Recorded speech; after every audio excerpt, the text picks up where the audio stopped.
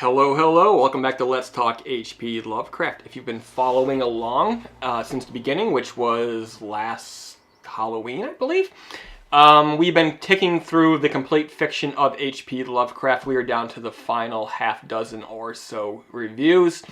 After that, the playlist will shift focus to other things and then gradually die out. But today, we're in the heart of some of Lovecraft's best works, and today's review is The Shadow over Innsmouth. Full disclosure, typically when I do these reviews, I begin by doing a thorough reading of the story, and then immediately take some notes and do the review video. This time, I neglected to do a reread because I've actually read this story a handful of times, as well as having recently listened to it on audiobook form. If you guys don't know about them, there's a channel called Horrifying. They do very, very good audiobook versions here on YouTube of classic horror, as well as I think they've been doing a series of originals by fans of the channel. But Horror, yeah, great place to get your fix of H.P. Lovecraft. But enough of that. Today we're talking about The Shadow over Innsmouth, written in 1931. The date of its first publication eludes me. I'll have to look that up for you before we end this. The narrator is a young man probably recently come into adulthood or post-collegiate, I guess. He's taking a tour of New England. He's interested in the past. He's interested in its past, the places, as well as his own genealogy. In his travels, he hears about a much feared and secluded coastal village called Innsmouth. He hears about a bus that goes out there because the train lines no longer run and the roads are getting bad. So one day he hops the bus to Innsmouth. It was once a bustling hub of fishing as well as gold smelting. The area is actually known for a bizarre type of gold jewelry. But the town now appears to be in decline. There's more empty houses than been occupied ones. He's advised that, you know, Innsmouth, it's okay by day, but it's not safe to stay the night as an outsider, and you definitely don't want to ask too many questions. Like that's going to work out. Once there, he hears about an old man named Zadok Allen, who is in his 90s. Somebody tells him that, you know, if you get this guy drunk, he will give you all the information about Innsmouth's past that you want, but you got to be careful because you don't want to be seen looking too deeply into the affairs of Innsmouth. He tells the story of how a sea captain, Obed Marsh, traveled the world's oceans and eventually brought back a strange new religion. The esoteric order of Dagon took over the local churches and seemed to dominate the religious life of the town. Captain Obed Marsh apparently made a deal with a fish-like species called the deep ones in exchange for the prosperous fishing and for the gold. The dissenters were killed. This story was told as if there had been a plague, but in fact they murdered the dissenters, and which caused the depopulation of the town, while the believers began to interbreed with the deep ones in exchange for eternal life for their offspring. The result is that the people of Innsmouth are ugly-ass fish people, and as they grow older, they go from looking normal to becoming more fish-like, and they eventually leave their homes on the land and return to the sea. In the center of the those who go to the sea is in fact a place called Devil's Reef, which is about a mile out from the shore and has a drop off into the deep ocean where apparently the deep ones reside. Their goals were apparently to eventually take over the lands and change the lands and modify things into their own image, basically world domination. But not sure if they planned on turning everything into ocean or what. But the narrator, he's busy hearing this story from old Zadok, and he misses his bus back to town.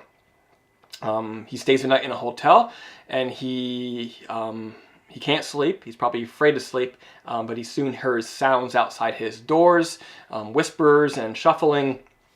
He sneaks out one of the windows and tries to make his way out of town, and then this results in a big chase where he's being chased down by a herd of these fish people, and he eventually makes it back to civilization. And this whole story was basically him recounting how he made reports that caused the federal government to come and intervene in this town, although this was very much kept off the newspapers, out of public knowledge.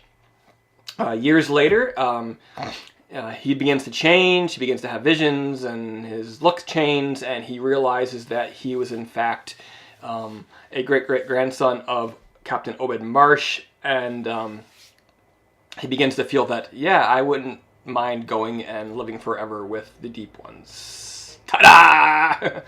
A great little story, one of Lovecraft's best, one of my favorites.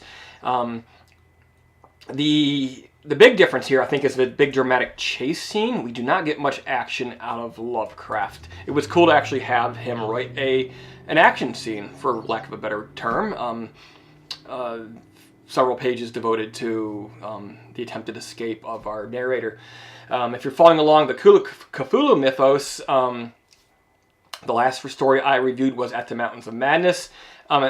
In that story, we got to see the full-scale ruins of an ancient civilization with a little bit of life form still present.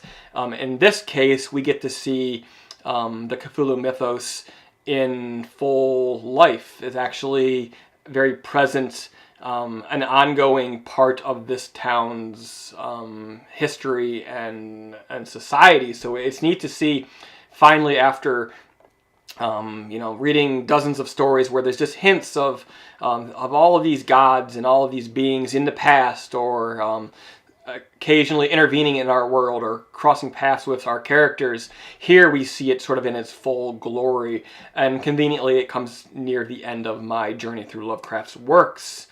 It is a highly cinematic story. It is probably Lovecraft's most immediate work, I would say. It feels dramatic. It feels like it's happening now, although, like so many of his stories, it actually is a retelling by the narrator, by the character who lived it.